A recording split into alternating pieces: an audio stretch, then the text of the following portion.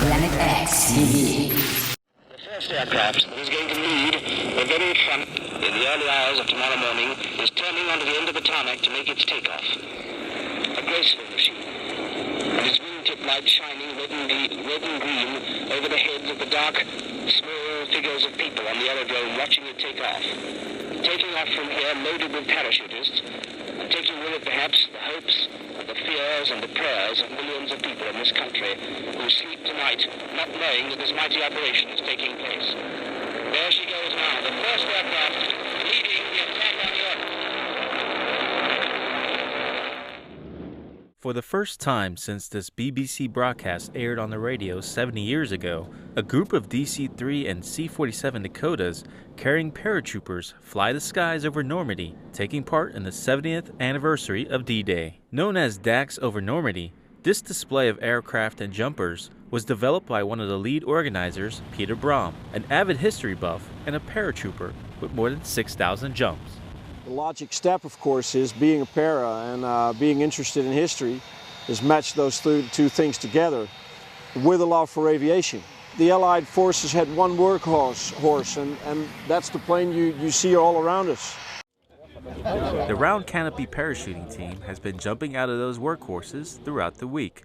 Since their start in 2009, this mix of active duty military, retired veterans, and skydiving enthusiasts from 18 different nations honored the Allied soldiers who fought and died to restore Europe's freedom. Being able to do the actual sights in the actual airplane with period equipment, it's something that I never really thought I'd ever be able to do. It's indescribable. I get goosebumps right now talking about it.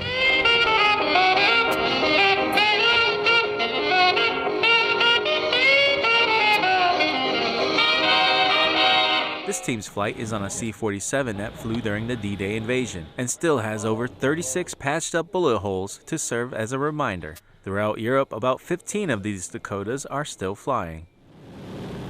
There were 16,000 very, very young boys from all walks of life, from all over the globe, that jumped into a deep, dark and unknown night, sacrificed a lot. We think that should never be forgotten. We do this thing in honor of them. Tech Sergeant Bert Trainer, Normandy, France. Hi, I'm CJ Machado, veteran advocate and photojournalist, and I'm here today at the Miramar Air Show next to D-Day Doll, iconic during World War II. I was asked to help document Normandy Jump 2019. And so what I did is I collaborated with Speed and Angels Productions, awesome team. And in order to document one of the largest living history events of our lifetime, which is happening next year in June in Normandy, I was asked to attend jump school with the World War II Airborne Demonstration Team, 101st, out in Frederick, Oklahoma. So that's going to be an adventure for someone who's never jumped before, but what an honor for me to participate in that and document. So I'm asking for your help. I'm wondering if you wouldn't mind supporting this great event. And you can find out information at www.normandyjump2019.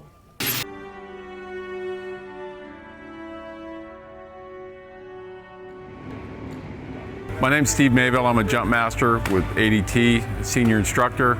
I want to make sure that students that come through my class are going to be able to exit safely and have a good jump.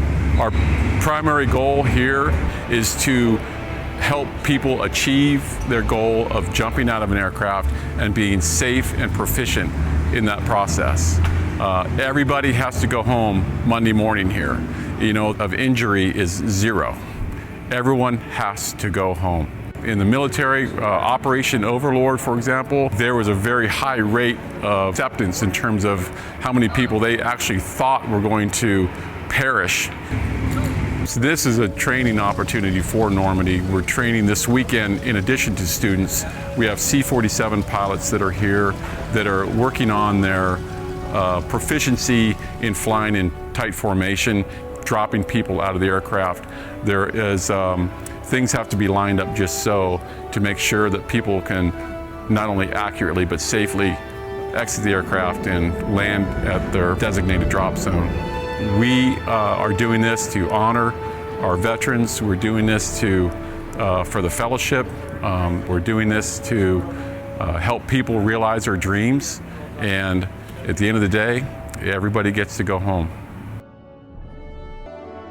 We'll be right back after this break. Thank you for watching. Planet X TV. Great movie audience you all are.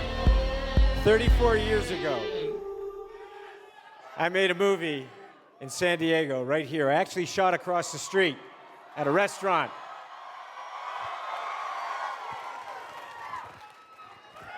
And you all have asked for many, many years, and traveling around the world, people have said, why do you do another one? When are you going to do another one? And 34 years, you guys have been very, very patient with me. And I felt that it was my responsibility to finally really deliver for you. And I have a little piece here if you want to see it.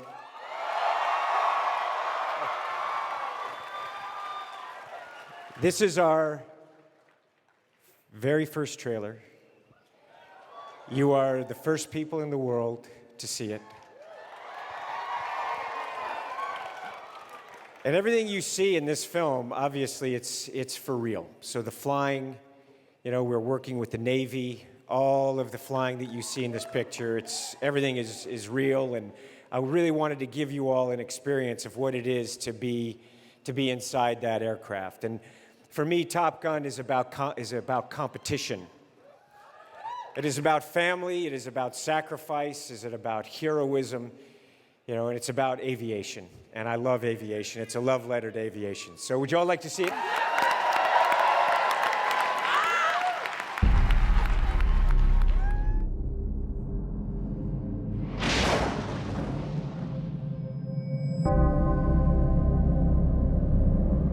+30 years of service. Combat medals, citations. Only man to shoot down 3 enemy planes in the last 40 years. Yet you can't get a promotion, you won't retire. Despite your best efforts, you refuse to die.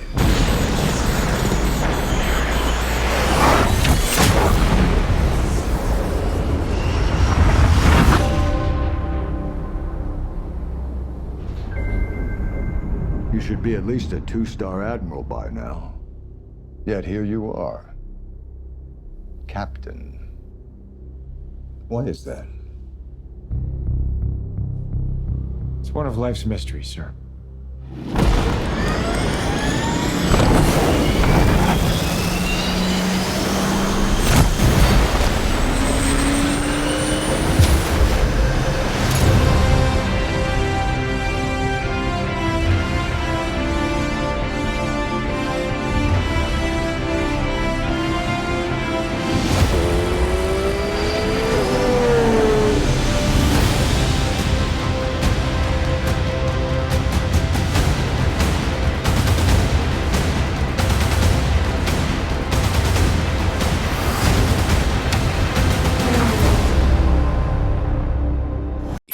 Planet X TV. Viper 1 ready. Maverick to range control, stand by. Alright, 3, 2, 1.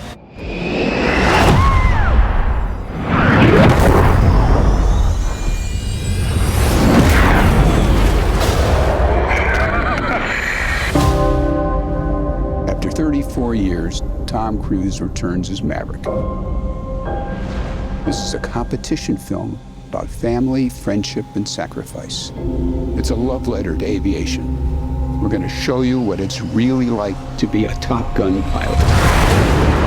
You just can't create this kind of experience unless you shoot it live.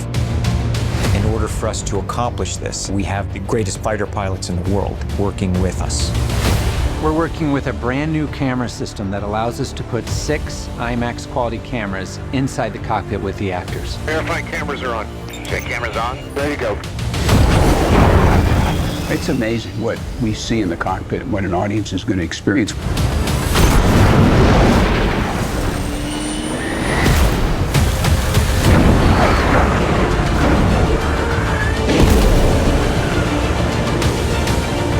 Just a little higher. That's perfect. Great camera position. thanks to Tom, all the actors are becoming accustomed to the G-forces by all the training that they're doing. It is aggressive. You can't act that. The distortion in the face. They're pulling 7.5 HGs. That's 1,600 pounds of force. I am so proud of them and what they've done. And it is heavy duty. Oh my God! I'm okay.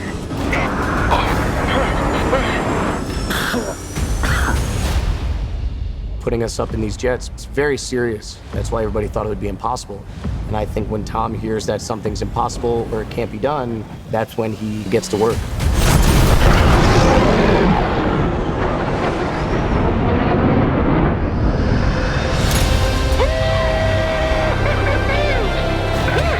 It'll work out. That's what I'm talking about. Flying one of these fighter jets is an absolute thrill ride. We want to make sure that the audience has the same experience.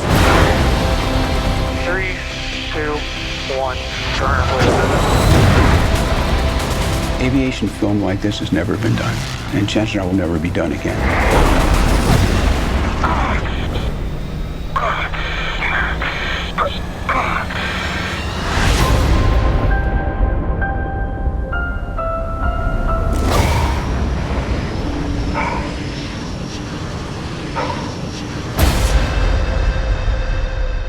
Hey, I'm Steve Rose. I'm the pilot in command of the D-Day Doll. It's a C-53 from the Commander of Air Force. One of the cool things we get to do is actually still drop paratroopers out of this airplane. We have a team called the Airborne Demonstration Team, World War II, and they're jump school qualified in Frederick, Oklahoma. We have a good reputation with them at certain air shows like Camarillo and Chino. We were able to drop paratroopers in the show. It's kind of a real showstopper for us. So that's pretty exciting. Yeah, and they're going to be going to France with us next year for the anniversary of D-Day, the 75th anniversary. So that's pretty exciting stuff. You're watching us at Planet X TV. I need you, baby. Need you to hear me say hello. You don't know that I need you here now. Here with me now, don't you know? You don't know that I don't want to leave you. We'll be right back with more Planet X right after this. Planet X TV. Planet X TV. Almighty God, our sons, pride of our nation, this day have set upon a mighty endeavor, a struggle to preserve our republic, our religion, and our civilization, and to set free a suffering humanity. Lead them straight and true. Give strength to their arms, stoutness to their hearts, steadfastness in their faith. They will need thy blessings. Their road will be long and hard. For the enemy is strong. He may hurl back our forces. Success may not come with rushing speed, but we shall return again and again. And we know that by thy grace and by the righteousness of our cause, our sons will triumph. They will be sore tried by night and by day, without rest, until the victory is won. The darkness will be rent by noise and flame. Men's souls will be shaken with the violences of war. I grew up in Phoenix, Arizona. My father was a World War II pilot. He flew the 820 Havoc over in Europe. He flew out of France, or out of England, and then out of France. And he's a winner of Distinguished Flying Cross, the Air Medal. And my father was from Minnesota, but because of the cold weather, they moved out to Phoenix. And when I was about 10 years old, he took me to Luke Air Force Base along with my brothers and sisters, and we watched an air show. And I knew my father was a pilot, so I asked him, I go, how can I be a pilot someday, Father? And he said, stay out of trouble, get a good education, and be a service to your community. So I became a Boy Scout and Eagle Scout, went to school at a Catholic high school, then Arizona State University, and joined the Marine Corps to be a Marine Corps fighter pilot. As a fighter pilot, you live on the edge. It's kind of like a race car driver. Probably if I wasn't a fighter pilot, I'd be a Formula One driver or a NASCAR driver, because you have the need for speed. And I actually wrote a book called The 9 Lives of a Fighter Pilot. I wrote it about 4 years ago, chronicling or talking about my life as a fighter pilot and how I came near death 8 times. The most significant thing I remember is I was getting ready to land, I was in Japan. In my airplane, there was an internal electrical fire. The whole cockpit caught on fire, black smoke. I had to release all the vents to get the smoke out. I lost all electrical power in the airplane, and basically all I had was a couple instruments, the airspeed indicator, and I was able to land. But I came very close to death at that time. Another time I was taxiing out and the airplane caught on fire again and exploded the whole airplane. But I got out of the airplane just in time. I had about 2 seconds to live before it blew up. And there's a few other instances. One other time was I was in a dogfight with another Marine Corps aircraft, and I was pulling a lot of G's. I blacked out and woke up heading straight down, and I was able to come to enough to pull the airplane out and recover it. So flying jet fighters, especially off of aircraft carriers, and that's what I did mostly. I flew off the aircraft carrier USS Midway. I flew off the Abraham Lincoln, the Enterprise, and a couple other the major carriers. And that's pretty scary, especially at night, trying to land on board of a carrier, trying to position yourself behind the ship to have a good landing. And not toward the end, but I really got good at this. In fact, my last carrier cruise was on the Abraham Lincoln as a fighter squadron commander flying F-18 Hornets. And of the 112 pilots, every time you land, you get graded, and I was graded the top pilot of all the pilots. So that was a pretty unique experience for me. See, my father, he won the Distinguished Flying Cross. He won the Air Medal. I flew in Operation Desert Storm, Operation Southern Watch, and Operation Restore Hope, and I earned the Air Medal. My son is an F-18 aviator, and he has earned the Air Medal over in Iraq. So it's pretty cool that 3 generations of Wraths have all earned the same Air Medal. And the most kind of a rewarding for me is I took my son up in an F-18 in my back seat, and we flew together. We had a great time. This is before he became an aviator, and obviously after that flight, this is what he wanted to do for his lifetime. I would say to our young kids out there that are thinking about the military, where else could you start a job at age 18? You can see the world. You get 30 days paid vacation a year. You get medical, you get dental. You get all the benefits of flying free around the world on military aircraft. It's an amazing, if you want to get out of your hometown for a while, get away from your buddies and friends, the military is a great way to go. Thank you for being with us today on Planet X. I hope you enjoyed the show. I remember July, the sun meeting your eyes for the first time. Through the Wayfarer glass, by happenstance, we were polarized. As the waves crashed down like our bodies on the sand, and time swept us away. It was never my intention to get you wrapped up in a hot sun beach haze. When you made me crazy, we were not afraid. Just star-crossed runways, no looking back now. Lost in the charade on a summer Sunday.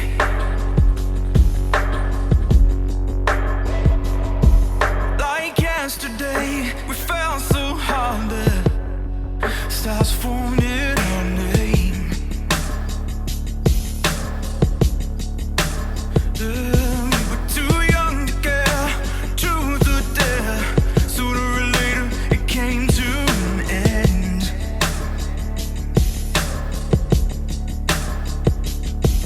As the waves crashed down like our bodies on the sand,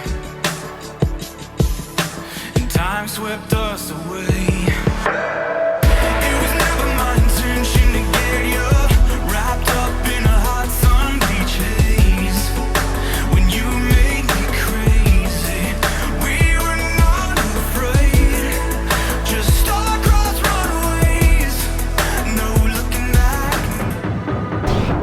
brightest stars in the galaxy are on Planet X.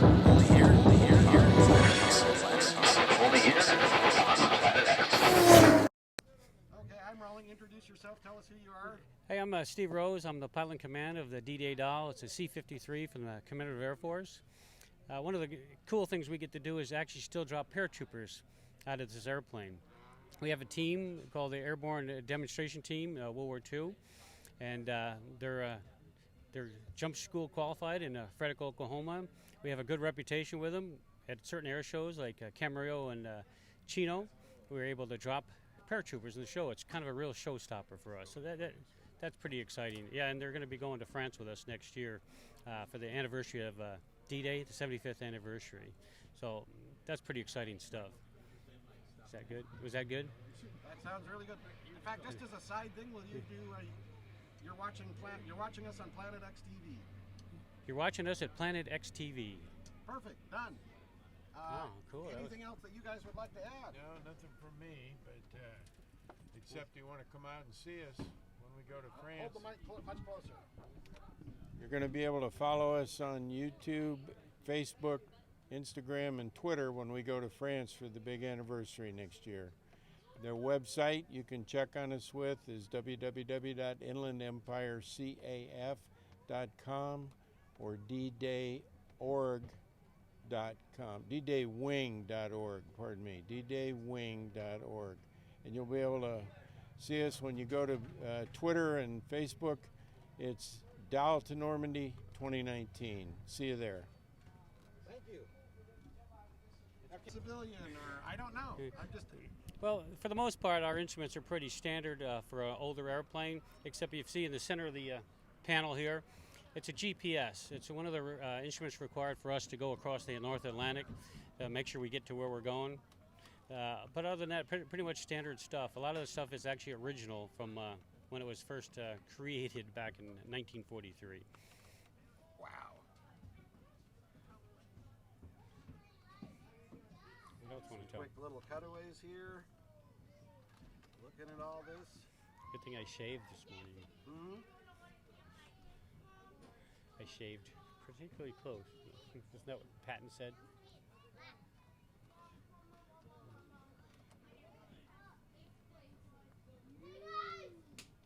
Okay, I guess that's it.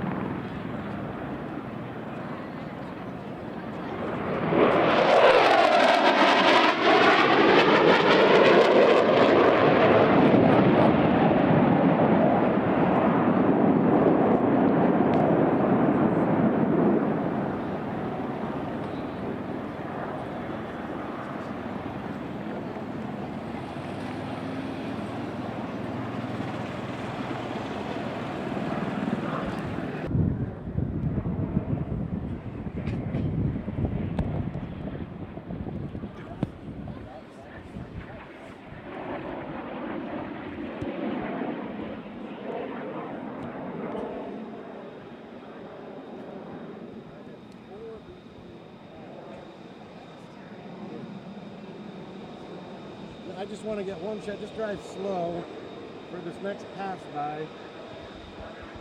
Where is it? Where are they? There's one behind this roof, darn it. Yeah.